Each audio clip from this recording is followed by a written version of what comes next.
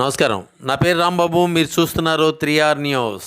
రాష్ట్రంలో ప్రస్తుతం 26% ఉన్న పచ్చదనాన్ని 2029 నాటికి 50% పెంచేందుకు మిషన్ హరితాంధ్రప్రదేశ్లో భాగంగా గ్రామాన వాడవాడల విస్తృతంగా చెట్లు నాటే కార్యక్రమం ప్రభుత్వ అధికారులు, ప్రజాప్రతినిధులు విధిగా కొనసాగించారు. అందులో భాగంగా జీకొండూరు మండలం జీకొండూరు గ్రామంలో స్థానిక గ్రామ సచివాలయం 2 ప్రాంగణంలో special officer G Mohan Babu, జిల్లా పౌర సరఫరాల శాఖ అధికారి ఆధ్వర్యంలో స్థానిక ప్రజాప్రతినిధుల సమక్షంలో కొన్ని మొక్కలు నాటే కార్యక్రమాన్ని ప్రారంభించారు. ఈ సందర్భంగా special officer G Mohan Babu మాట్లాడుతూ పర్యావరణాన్ని సమతుల్యపరిచే విధంగా మొక్కలు సహకరిస్తాయని, వాటిని పెంచుకోవడం ప్రజల యొక్క కర్తవ్యమని ఆయన అన్నారు. అంతేకాకుండా విస్తృతంగా మొక్కలు నాటడానికి ప్రజలకు కావలసినటువంటి మొక్కలను ప్రభుత్వం నర్సరీలో తయారు చేసి అందిస్తుందని, ఈ అవకాశాన్ని అందరూ సద్వినియోగపరుచుకొని హరితాంధ్రప్రదేశ్గా రూపాంతరం చెందే కార్యక్రమంలో ప్రతి ఒక్కరూ భాగస్వాములు కావాలని ఆయన ఆశాభావాన్ని వ్యక్తపరిచారు.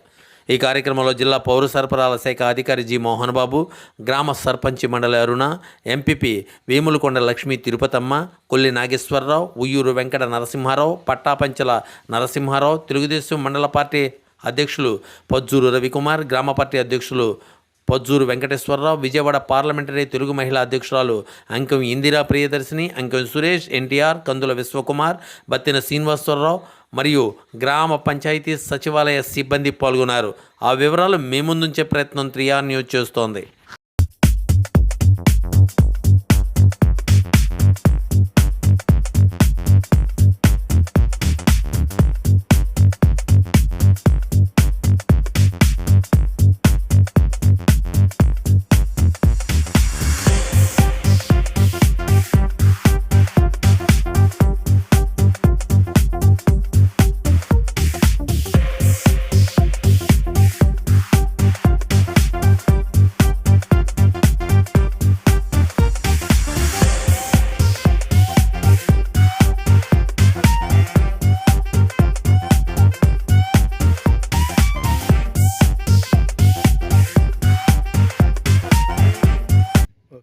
ప్రభుత్వం తలపెట్టినటువంటి వనం మనం ప్రోగ్రాము ఈరోజు మనం జీకొండూరు మండలం సచివాలయం దగ్గర ప్రారంభించుకోవడం జరిగింది.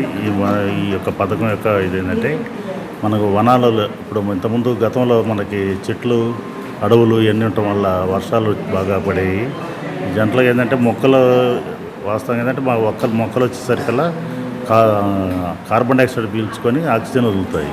అది మనుషులు వచ్చేది ఆక్సిజన్ పీల్చుకొని కార్బన్ డైఆక్సైడ్ రిలీజ్ చేస్తారు. దీనివల్ల ఏంటంటే దాంట్లో మనిషికి కావాల్సిన ఆక్సిజన్ లెవెల్స్ పెరగడానికి కానీ, లేదంటే మనకు వర్షాలు ముఖ్యమైనటువంటి మనకు వర్షాలు దీనివల్ల ఈ మొక్కల వల్ల, ఈ పచ్చదనం వల్ల ఇదవుతాయి. ఆ వర్షాలు రావటం కానీ దీనివల్ల ఇదవుతుంది అని చెప్పి మనకి అంతరించిపోతున్నటువంటి ఈ వృక్ష సంపదని పెంపొందించుకునే నేపథ్యంలో ప్రతి గ్రామంలో కూడా ఇది ఈరోజు ప్రారంభించడం జరుగుతుంది.